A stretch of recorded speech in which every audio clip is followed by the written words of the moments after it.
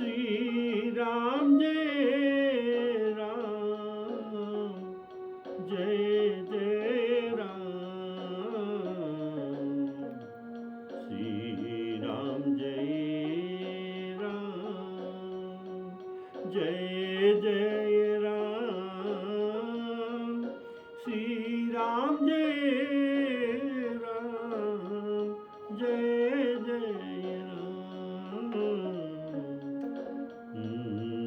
जय राम।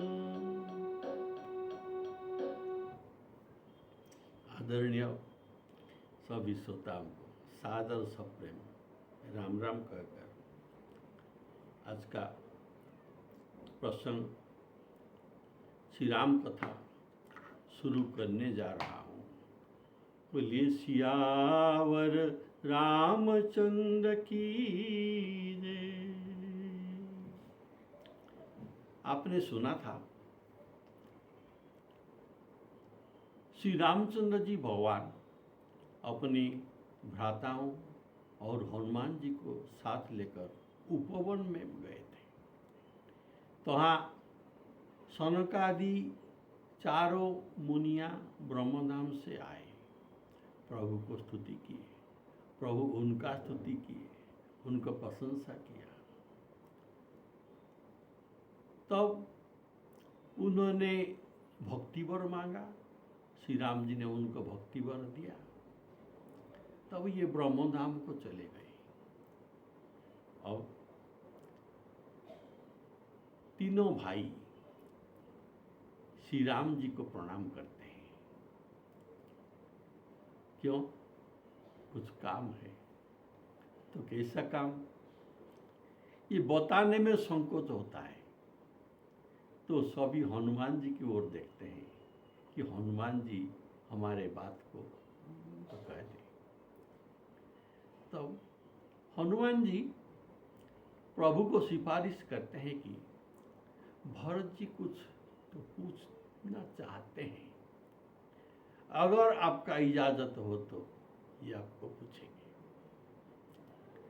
तो प्रभु कहते हैं, हनुमान जी तुम क्या मेरे स्वभाव जानते नहीं? भक्त और भगवान में क्या अंतर है? और मेरा भरत तो परम भक्त है, और भरत में और मेरे में कुछ प्रभेद नहीं है।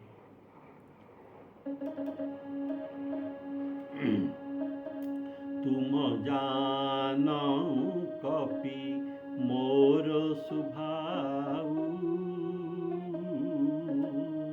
भरत ही मोहि कछु अंतर खाऊ।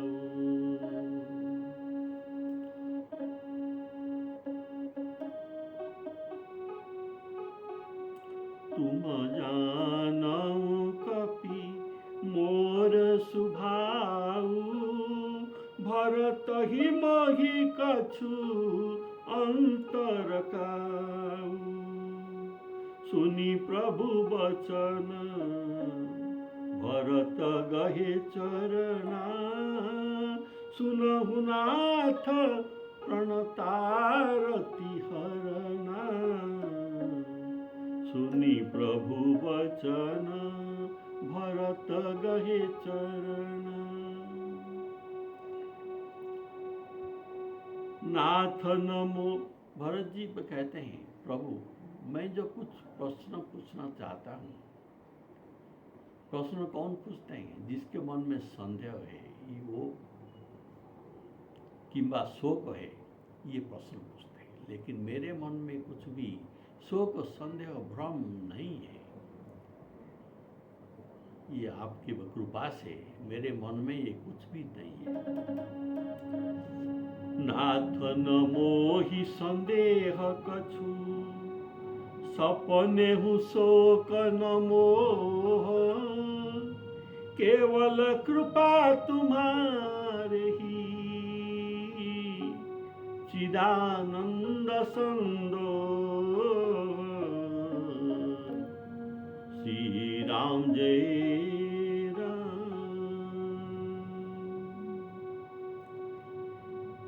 केवल कृपा तुम्हारे ही, कृपानंद संदोह। प्रभु अपने श्रीमुख से कह रहे कि मुझ में और भरत में कुछ भी अंतर नहीं है। ये प्रभु के वाक्य है। प्रभु के ये बात का प्रमाण, प्रभु के क्या वाक्य है? मुझ में और भरत में कुछ प्रभेद नहीं है। इसका प्रमाण ये तो प्रभु ऐसे भी तो कह सकते हैं भाइयों को रिझाने के लिए, लेकिन ऐसा बात नहीं। इसका प्रमाण सुनिए। भारत में और श्री राम जी में कुछ भी प्रभेद नहीं है। जब जनकपुर में श्री राम जी के ब्याह में तो क्या हुआ था?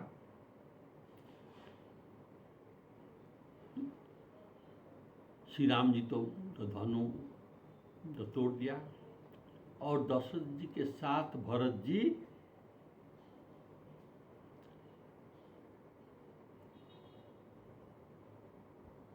तो बरयात्री लेकर वहाँ पहुँचते हैं, बराती लेकर पहुँचते हैं। तब जनकपुरवासी स्त्रियाँ अपने सखियों से बातचीत करते हैं कि देखो सखी, भरत जैसे राम जी भी वैसे है। कोई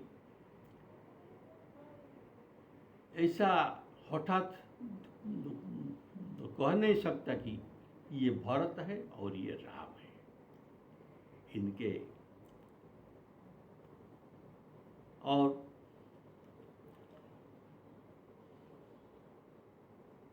और भी एक सखी था, उनका प्रस्ताव को अनुमोदन किया और कहा कि हे सखी, मैं आज अपनी आंखों से अच्छे तरह से देखा है, निहार कर देखा है। मानो बिरंची अर्थात ब्रह्मा ये दोनों को इतना समान कैसे बना दिया।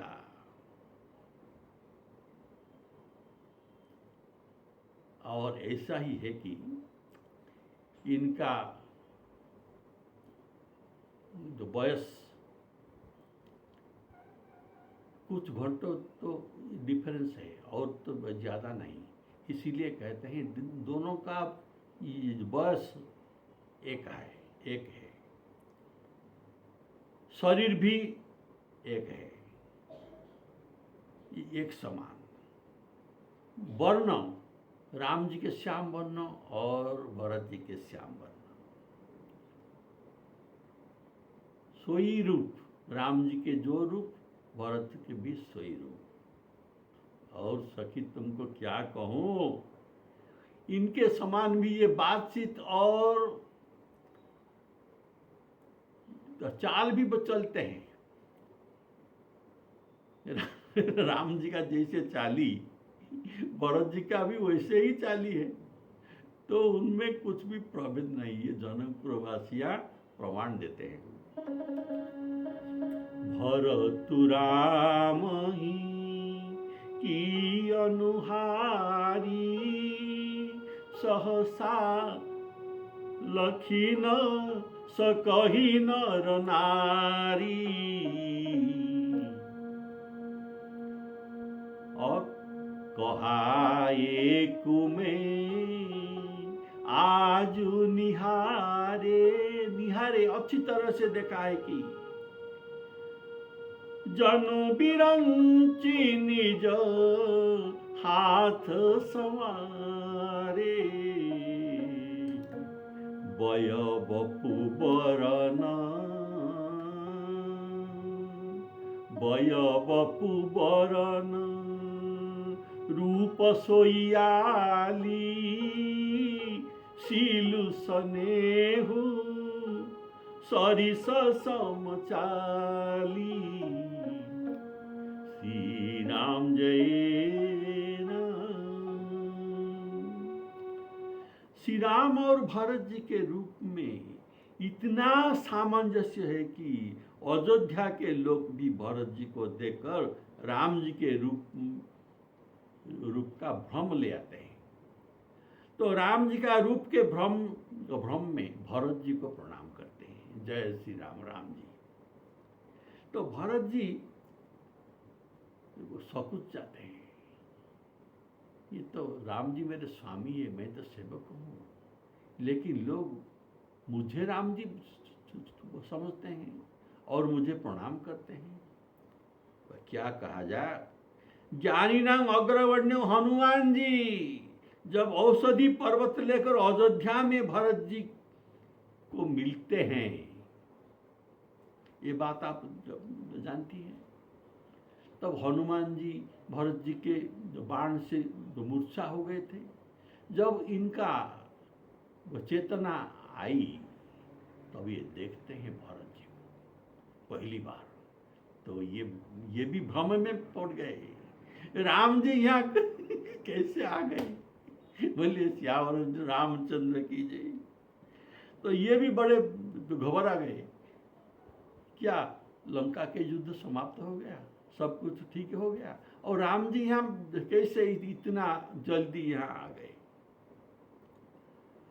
तो इसीलिए प्रभु भी जो कहते हैं ये सच्ची बात है, इसमें कोई रिझाने का बात नहीं है। इसलिए कहते हैं भरत और मेरे में कोई अंतर नहीं है। जब सुग्रीवादी कपियों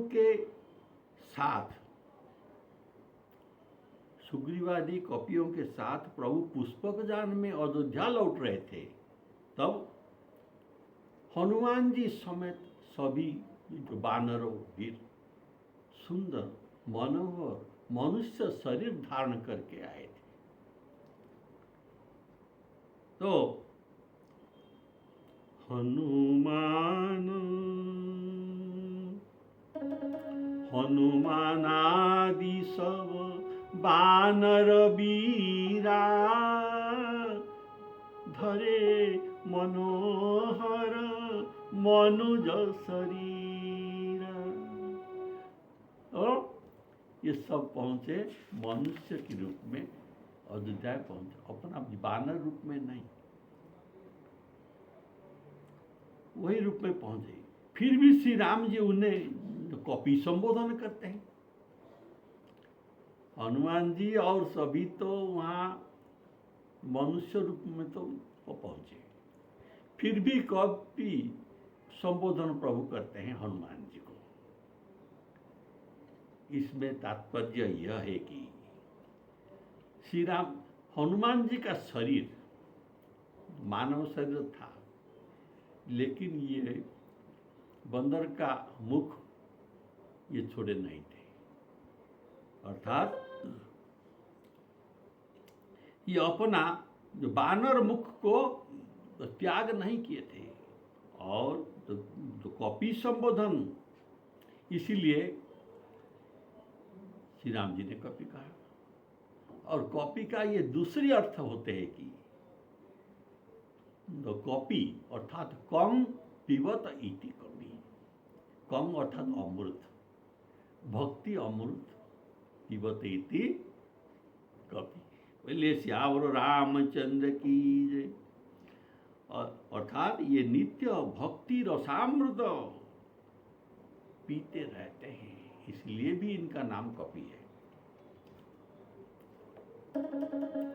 तुम जानहु कपि मोर सुभाऊ, भरत ही मोहि कछु अंतर काऊ, भरत ही मोहि कछु अंतर काऊ। भरत जी ने सुना, प्रभु कहते हैं, प्रभु अपने श्रीमुख से कहते हैं भरत और मुझ में कोई प्रभेद नहीं है, अर्थात प्रभु मुझे अपनी बराबरी का दर्जा दे रहे हैं, कारण मेरे ऊपर प्रभु का प्रेम है, इसीलिए मुझे रिझाने के लिए प्रेम से ये असीम कृपा करके कहते हैं, मुझ में और भरत में कुछ अंतर नहीं है, इसीलिए ये बराबरी का दर्जा दे रहे हैं। और मैं तो उनका चरण सेवक हूं और ये मेरे स्वामी है, तो बराबरी कैसे हो सकता है? तो यह समझकर भरत जी ने प्रभु के चरण पकड़ लिया। सुनी प्रभु वचन भरत गहे चरणा, सुनहु नाथ प्रणतारती हरना। सुनी प्रभु वचन। देखिए, सबके मन में जो शोक होता है, ये अज्ञान से शोक होता है। लेकिन स्थितप्रज्ञ के पास तो अज्ञान नहीं है, ये ज्ञानी होते हैं। दुखेषु अनुद्विग्न मनाः, सुखेषु विगत स्पृह, वीतराग भय क्रोध स्थित धी मुनि उच्यते। उनके पास सुख या दुख दोनों समान है। अतः शोक अज्ञान ये सब मोह से होता है। अज्ञान या शोक तो कहाँ से होता है? इसका कारण क्या है? अज्ञान या मोह से शोक का जन्म होता है। जब मोह नहीं तो शोक कहाँ? अगर किसी में मोह नहीं तो शोक कहाँ से आएगा?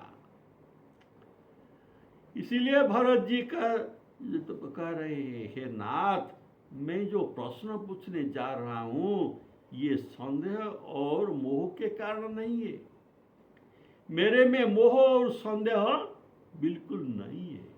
मोह संदेह नहीं तो कहना। अगर कोई कहेगा मेरे में मोह और संदेह नहीं है, मैं किसी के पर क्रोध नहीं करता, मैं बड़ा दयालु हूं, तो ये अभिमान सूचक वाक्य है। तो ये भी हो सकता है, ये कोई अभिमान समझेगा। ये जो मेरे में संदेह मोह शोक कुछ भी नहीं है, ऐसा कहना भी अभिमान होता है। लेकिन इसका निवृत्ति के लिए भरत जी कहते हैं, मोह संदेह न होना केवल आपकी कृपा से ही संभव है, अन्यथा ये न होना किसके पास संभव नहीं है। ये मोह शोक अज्ञान ये सब ये न होना ये क्रिया साध्य नहीं है, प्रभु के कृपा साध्य है। साधन करके कोई जीत नहीं सकता। मोह अज्ञान शोक और क्रोध आदि को कोई जीत नहीं सकता। यह गुण साधन ते नहीं होई, यह गुण साधन ते नहीं होई, तुम्हारे कृपा पाव कोई कोई,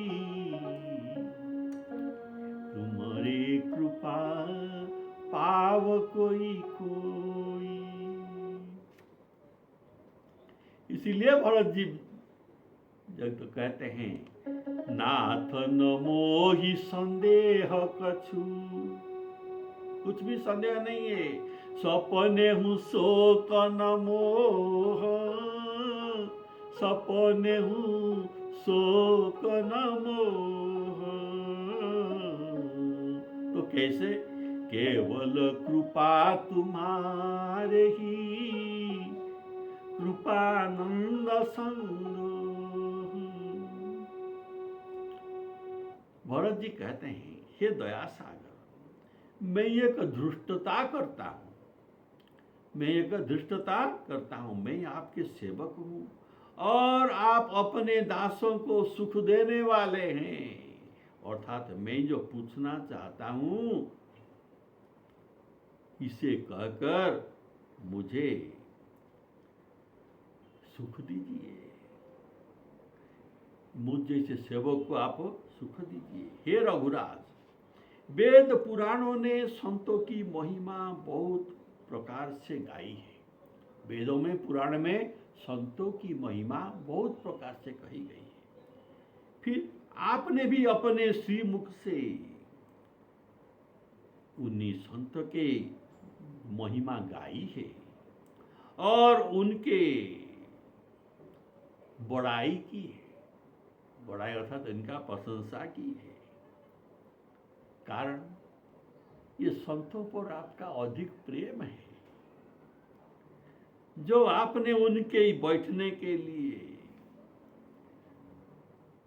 सनकादि की पहुंचते ही प्रभु ने तो साक्षात दंडवत किया और उनको बैठने के लिए अपना उत्तरीय वस्त्र बिछा दिए, पीताम्बरी।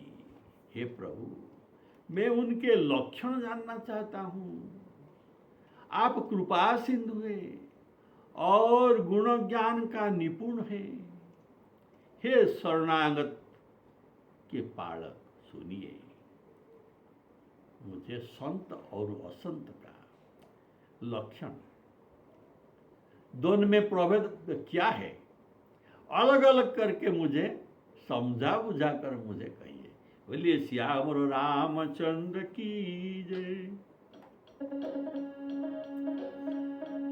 करऊं कृपा निधि एक ढिठाई, मैं सेवक तुम जन सुखदाई। संतन के महिमा रघुराई, बहु विधि वेद पुराण गाई। श्रीमुख तुम पुनि कीन्ही बड़ाई, तीन पर प्रभु ही प्रीति अधिकाई। संत संत भेद बिलगाई, प्रणत पाल मोही कहु बुझाई। प्रणत पाल मोही कहु बुझाई।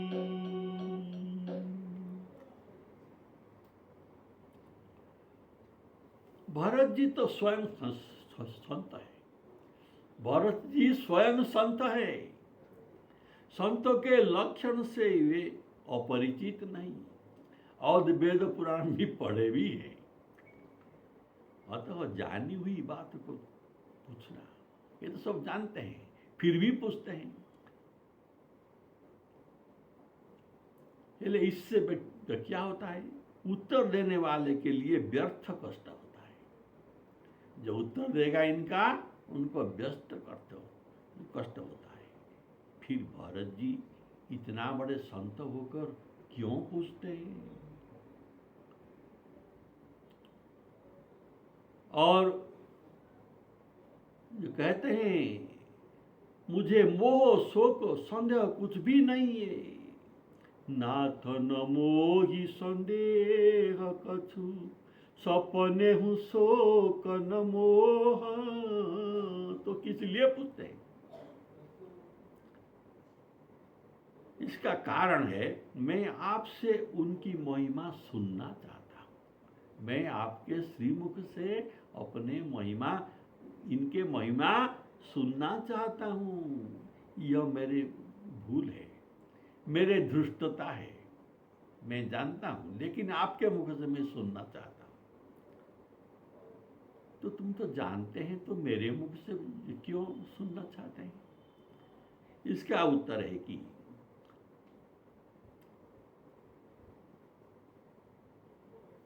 बोलिए सियावर रामचंद्र की जय। आप गुण और ज्ञान के विचक्षण है। आप जैसा संतों का लक्षण वर्णन करेंगे ऐसा कोई कह नहीं सकता, ऐसा कोई वर्णन नहीं कर सकते। ये दूसरे के द्वारा ये कहते नहीं बनता। इसलिए आप जो गुण ज्ञान विचक्षण है, आपके श्रीमुख से ही मैं सुनना चाहता हूँ। तो संत और असंत के लक्षण जाने बिना कैसे पहचान जा सकते हैं? इसलिए दोनों का लक्षण अलग अलग आप कहिए। संत संत भेद बिलगाई, प्रणत पाल मोही कहु बुझाई। श्री राम जय राम।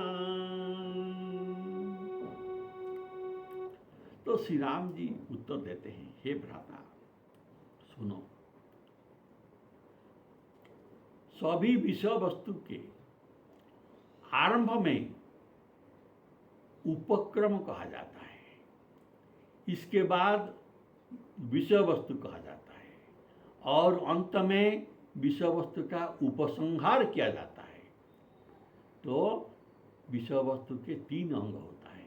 तो अभी संतों का लक्षण वसंतों का लक्षण कहने में प्रभु उपक्रम कहेंगे, तो आप ध्यान से सुनिए। इसलिए उपक्रम से जो बात कहा जाता है ये विषय वस्तु में विषय वस्तु का और उपसंहार का ये संक्षिप्त चीज है। बोलिए सियावर रामचंद्र की जय। तो श्री राम जी कहते हैं, हे भ्राता सुनो,